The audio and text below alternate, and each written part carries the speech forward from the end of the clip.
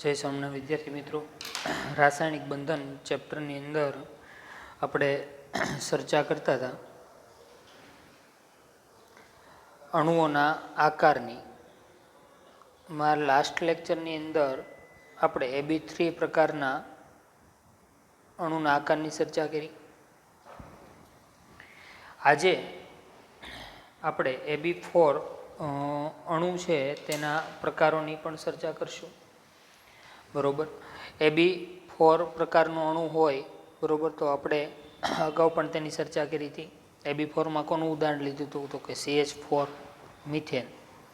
બરોબર. તો AB4 પ્રકારનો અણુ હોય તો એનો આકાર કેવો થતો હતો? તો કે સમચતુષ્ફલકીય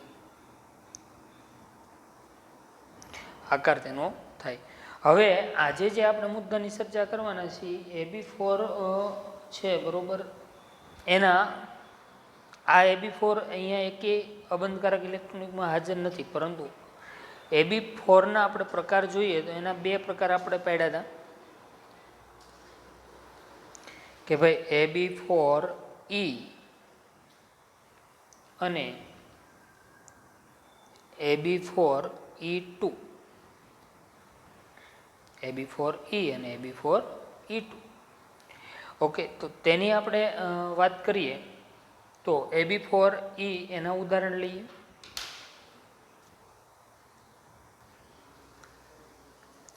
જેમ જેમ ઇલેક્ટ્રોન યુગ્મોની સંખ્યા વધતી જાય, બંધકારક અને અબંધકારક ઇલેક્ટ્રોન યુગ્મોની જેમ જેમ સંખ્યા વધતી જશે તેમ તેમ એક વસ્તુ થશે, તેના ઉદાહરણોની સંખ્યા આપણી પાસે ઓછી થશે. કારણ કે અમુક તત્વો જ વધારે પ્રમાણમાં બંધકારક ઇલેક્ટ્રોન યુગ્મો એટલે એની પાસે પ્રાપ્ત હોય એ મુજબ બંધ બનાવે, એટલે ટૂંકમાં આપણી પાસે ઉદાહરણો છે એની સંખ્યા છે ઘટતી જશે. ચલો, સલ્ફર ટેટ્રાફ્લોરાઇડ આપણે ઉદાહરણ લઈએ. સલ્ફર ટેટ્રાફ્લોરાઇડ, ત્યારબાદ સલ્ફર ટેટ્રાક્લોરાઇડ, બરોબર, સલ્ફર ટેટ્રાબ્રોમાઇડ અને સલ્ફર ટેટ્રા આયોડાઇડ. કયા પ્રકારના ઉદાહરણો છે? AB4E. હવે ખબર કેમ પડે AB4E છે? તો એક જ વસ્તુ કરવી પડે. શું કરવું પડે? લુઈસ બિંદુ નિરૂપણ કરો તો અને તો જ તમને ખબર પડે કે અહીંયા શું થશે. ઓકે, તો AB4Eમાં આપણે લુઈસ બિંદુ નિરૂપણ કરીએ. ચલો, સલ્ફરની બાહ્યતમ કક્ષામાં ટોટલ ઇલેક્ટ્રોન કેટલા હોય? તો કે 6. તેની સાથે કેટલા ફ્લોરિન જોડાણા છે? 4. ફ્લોરિનની બાહ્યતમ કક્ષામાં કેટલા ઇલેક્ટ્રોન હોય? તો કે 7.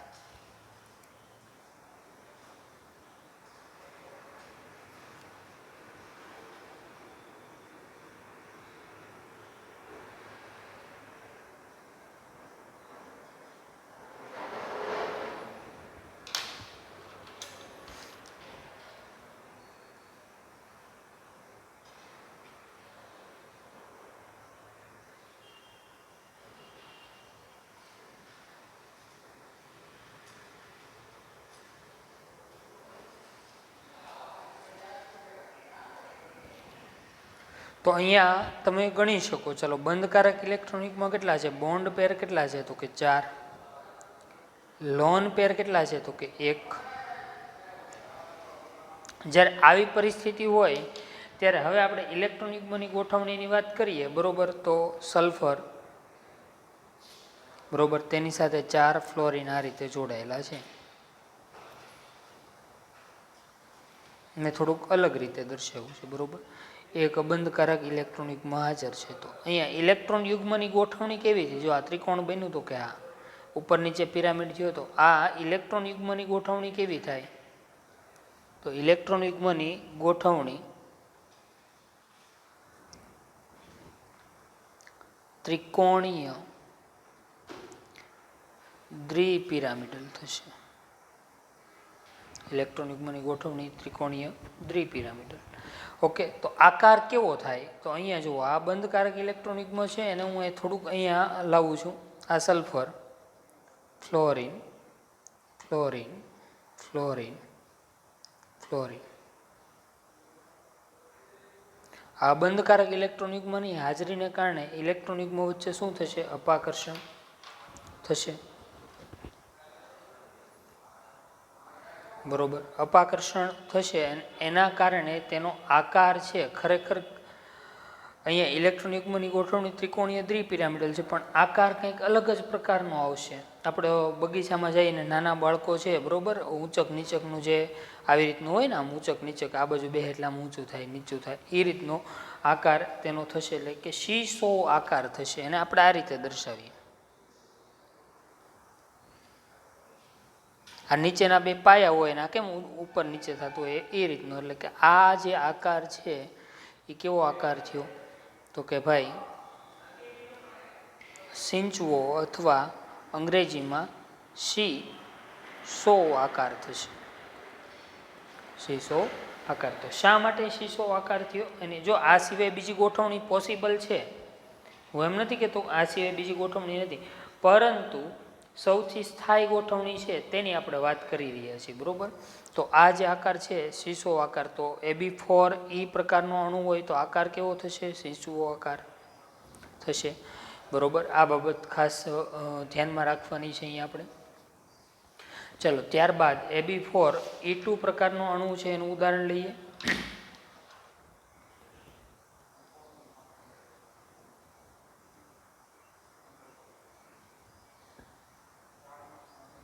ઝેનોન ટેટ્રાફ્લોરાઇડ. આ એક નવું ઉદાહરણ આવ્યું. અત્યાર સુધી આપણે આવા ઉદાહરણ આવતા નહોતા બરોબર. ઝેનોન ટેટ્રાફ્લોરાઇડ બરોબર. તો ઝેનોન ટેટ્રાફ્લોરાઇડની આપણે વાત કરીએ તો ઝેનોન એટલે નિષ્ક્રિય વાયુ, helium, neon, argon, krypton, xenon ને રેડોન. તો નિષ્ક્રિય વાયુની બાહ્યતમ કક્ષામાં કેટલા ઇલેક્ટ્રોન હોય? તો કે નિષ્ક્રિય વાયુ હોય તો તેની બાહ્યતમ કક્ષાની અંદર 8 ઇલેક્ટ્રોન હોય. ઓકે, તો એનું લુઈસ બિંદુ નિરૂપણ કરવું હોય તો ઝેનોનની બાહ્યતમ કક્ષામાં કેટલા ઇલેક્ટ્રોન થયા? તો કે 8.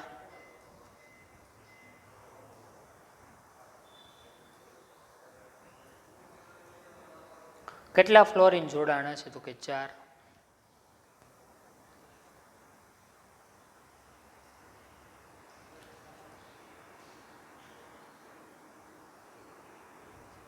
ફ્લોરિનની બાહ્યતમ કક્ષામાં આપણને ખબર છે કેટલા ઇલેક્ટ્રોન હોય? 7.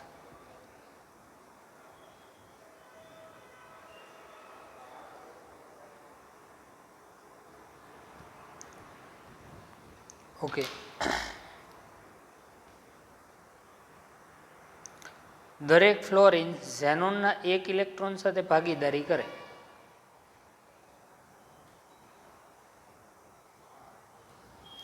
ટોટલ ઇલેક્ટ્રોન અહીંયા ગણો, બંધકારક અને અબંધકારક ઇલેક્ટ્રોન યુગ્મ ગણો તો 4 તો ઝેનોનના બંધ બનાવવામાં ભાગ લીધો, એટલે અહીંયા બંધકારક ઇલેક્ટ્રોન યુગ્મ કેટલા છે? 4.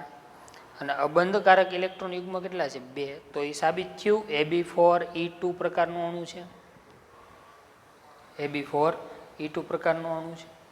ઓકે, હવે આનો ઇલેક્ટ્રોન યુગ્મની ગોઠવણી કેવી થાય તો અહીંયા ખાસ ધ્યાન રાખશું. ઝેનોન તેની સાથે કેટલા ફ્લોરિન જોડાણા છે? 4. અહીંયા હંમેશા યાદ રાખવાનું, જો તમને શોખવટ કરી હોય, પૂછવું હોય કે તમારે મધ્યસ્થ પરમાણુ પાસેના આપણે અણુના આકારમાં હંમેશા કયા બંધકારક ઇલેક્ટ્રોન યુગ્મ ધ્યાનમાં લેવાના છે? મધ્યસ્થ પરમાણુ એટલે કે વચ્ચેના પરમાણુના જ અબંધકારક ઇલેક્ટ્રોન યુગ્મ ધ્યાનમાં લેવાના છે બરોબર. આ પરમાણુ નહીતર જો તમે ફ્લોરિનના લ્યો તો વધી જાય, પણ આપણે હંમેશા અણુના આકારની અંદર મધ્યસ્થ પરમાણુના અબંધકારક ઇલેક્ટ્રોન યુગ્મ ધ્યાનમાં લેવાના છે. ઓકે, ચલો 2 અબંધકારક ઇલેક્ટ્રોન યુગ્મ. તો આ આકાર આપણે અગાઉ આવી ગયો છે કે કેવો આકાર થયો હતો કે ઇલેક્ટ્રોન યુગ્મની ગોઠવણી. ઇલેક્ટ્રોન યુગ્મની ગોઠવણી કેવી છે? તો કે ભાઈ અષ્ટફલકીય છે. પણ ખરેખર આકાર કેવો થાય તો કે આ બંધકારક ઇલેક્ટ્રોન યુગ્મ તો ઝેનોન ઉપર રહી બરોબર. તો આ જે આકાર છે એ કેવો આકાર થયો? તો કે સમતલીય ચોરસ આકાર થયો. સમતલીય ચોરસ. ઓકે, જોડી દો એટલે આ ચોરસ થયો એક સમતલમાં, એટલે સમતલીય ચોરસ. તો Ab4 હોય તો એમાં ઇલેક્ટ્રોન યુગ્મો કેવી રીતે ગોઠવાય? અષ્ટફલકીય. પરંતુ ધ્યાન એક જ રાખવાનું છે, શું થાય છે અહીંયા? અબંધકારક ઇલેક્ટ્રોન યુગ્મ બંધકારક ઇલેક્ટ્રોન યુગ્મને અપા કરશે અને હંમેશા અવકાશની અંદર એવી રીતે જ ઇલેક્ટ્રોન યુગ્મ ગોઠવાય કે જેથી તેમની વચ્ચે ન્યૂનતમ ઓછામાં ઓછું અપાકર્ષણ થાય. ઓકે, તો આ અહીંયા આકાર કેવો થયો એનો? સમતલીય ચોરસ. આપણે શું યાદ રાખવાનું છે? આકાર જ યાદ રાખવાનો છે, કયા અણુનો કેવો આકાર થાય છે. ઓકે, અને ત્યારબાદ હવે આપણે છેલ્લા આકાર ઉપર જઈએ. છેલ્લા અણુનો પ્રકાર છે, બરોબર, એની ઉપર આપણે જઈએ. AB4 પછી શું આવશે? AB5, બરોબર.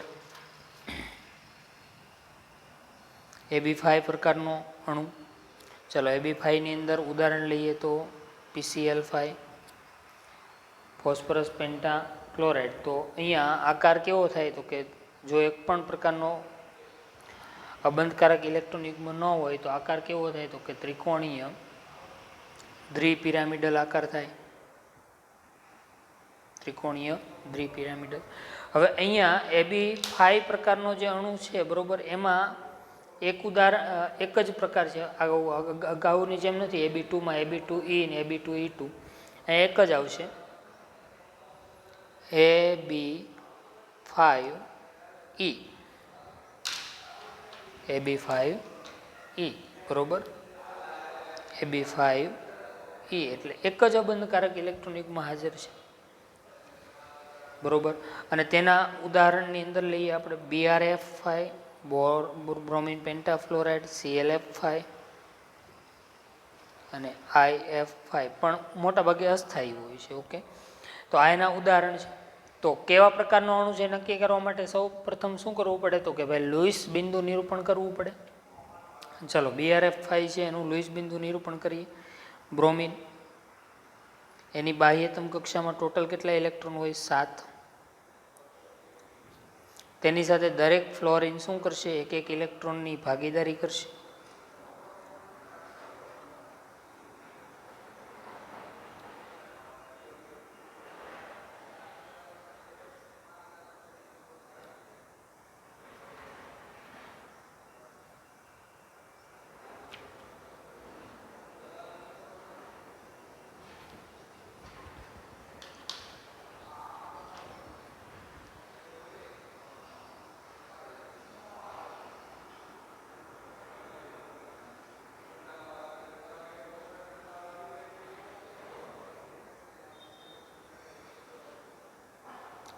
ચલો આના લુઈસ બિંદુ નિરૂપણ ઉપરથી આપણને શું ખબર પડી કે ભાઈ અહીંયા બોન્ડ પેર કેટલા છે? તો કે ભાઈ 5 અને લોન પેર કેટલા છે? તો કે 1. તો ઇલેક્ટ્રોન યુગ્મની ગોઠવણી કેમ થાય? અહીંયા જોઈશું ઇલેક્ટ્રોન યુગ્મની ગોઠવણી,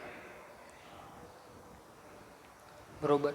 ચલો બ્રોમિન, એની સાથે કેટલા ફ્લોરિન જોડાયેલા છે? 5. એક અબંધકારક ઇલેક્ટ્રોન યુગ્મ અહીંયા હાજર છે. એક અહીંયા ફ્લોરિન, ફ્લોરિન, ફ્લોરિન, ફ્લોરિન અને ફ્લોરિન. તો અબંધકારક ઇલેક્ટ્રોન યુગ્મની ગોઠવણીને આધારે, બંધકારકની ગોઠવણીને આધારે ઇલેક્ટ્રોન યુગ્મની ગોઠવણી કેવી થાય? અષ્ટફલકીય. ઓકે, પણ મૂળ આકાર કેવો થાય? તો કે અબંધકારક ઇલેક્ટ્રોન યુગ્મ અહીંયા પ્રેઝન્ટ છે, હાજર છે, બરોબર, હાજર છે. એટલા માટે અહીં બ્રોમિન, તેની સાથે કેટલા ફ્લોરિન જોડાણા? 4. એક આ રીતે ફ્લોરિન હું જોડી દઉં. એક અબંધકારક ઇલેક્ટ્રોન યુગ્મ હાજર છે. ચાલો, તો આ જે શેપ થયો, આકાર થયો, એ કેવો થયો? સમતલીય સમચોરસ. હવે આજે ઉપર જોડી દઈએ આમ, તો આ જે આકાર છે એ નવીન આકાર થયો આખો, અને તેને આપણે એમ કહેવાય પહેલાં તો સમચોરસ છે નીચેનું, અને ઉપર શું થયું? તો કે પિરામિડલ. સમચોરસ પિરામિડ આકાર થતો આપણને જોવા મળે છે, બરોબર, સમચોરસ પિરામિડ. ઓકે, ત્યારબાદ AB5ની વાત કર્યા બાદ હવે આપણે ક્યાં જઈશું? તો કે AB6 અણુ છે એનું એક ઉદાહરણ લઈને આપણે સારી રીતે સમજીએ. તો AB2, AB3, AB4, AB5 આનો આખો સરસ મજાનો ચાર્ટ બનાવજો તમે, અને આકારની વાત કરજો. અને આવતા ક્લાસમાં આપણે આખો ચાર્ટ ફરીથી બનાવીને આખું સમજશું, બરોબર, અને આના આકાર આપણે યાદ રાખવા ખૂબ જ જરૂરી છે, બરોબર. એટલે અણુઓના આકારની ચર્ચા આપણી પૂરી થાય. ચલો છેલ્લો મુદ્દો છે એને પૂરો કરીએ. AB6 પ્રકારનું અણુ હોય, એની અંદર ઉદાહરણ હતું HF6. આકાર કેવો થાય તો કે અષ્ટફલકીય. એની અંદર AB6E પ્રકારનું અણુ એક જ ઉદાહરણ છે, બરોબર, ધ્યાન રાખશું ખાસ. AB6E પ્રકારનું અણુ વન એન્ડ ઓનલી એક જ ઉદાહરણ આપણે લઈએ છીએ, તેનું ઝેનોન હેક્સાફ્લોરાઇડ. ઝેનોન હેક્સાફ્લોરાઇડ. ચાલો, ઝેનોનની બાહ્યતમ કક્ષામાં કેટલા ઇલેક્ટ્રોન છે તો કે ઝેનોનની બાહ્યતમ કક્ષામાં 8 ઇલેક્ટ્રોન છે.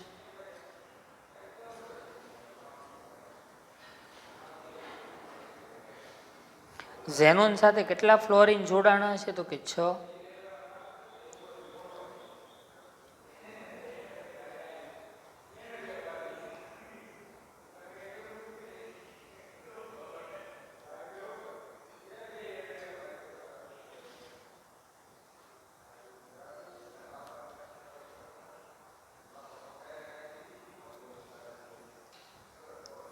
તો ટોટલ બોન્ડ પેર કેટલા થયા?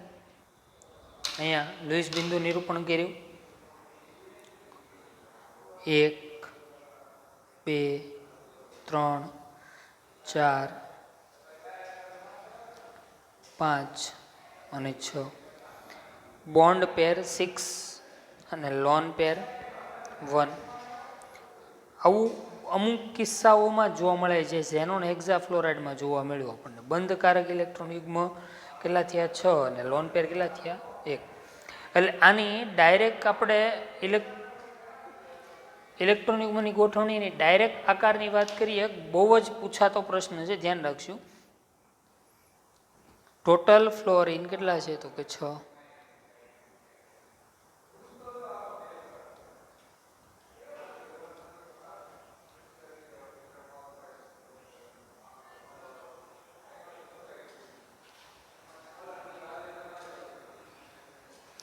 આ જે આકાર છે એમાં અહીંયા એક અબંધકારક ઇલેક્ટ્રોન યુગ્મ હાજર છે, અને અબંધકારક ઇલેક્ટ્રોન યુગ્મ હાજર હોવાને લીધે તેનો આકાર છે ને અષ્ટફલકીય તો છે જ, પણ કેવો થઈ જાય? વિકૃત અષ્ટફલકીય આકાર થતો જોવા મળે છે. ઓકે, તો આ હતા આજનો આપણો ટોપિક, બરોબર. AB4 ની વાત કરી, ત્યારબાદ AB5 અણુ છે એની ચર્ચા કરી, ત્યારબાદ AB6 પ્રકારના અણુની ચર્ચા કરી. તમે પણ સરસ મજાનો ચાર્ટ બનાવી શકો આ રીતે. હું તમને હિન્ટ આપી દઉં છું. ચલો, અણુઓ છે, બરોબર, એને આપણે અલગ અલગ ડિપાર્ટમેન્ટમાં વહેંચ્યા. AB2, AB3, AB4, AB5, AB6.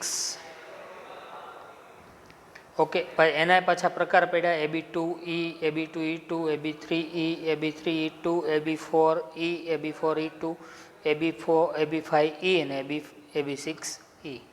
Okay, આ રીતે ચાર્ટ અને બધાના આકાર અહીંયા સાઈડમાં કૌંસમાં આકાર લખીને સરસ મજાનો ચાર્ટ બધાએ બનાવી નાખો અને એને વારંવાર જુઓ. કોઈ પણ અણુનો આકાર નક્કી કરવો હોય તો એક જ વસ્તુ કરવી પડે. શું કરવાનું?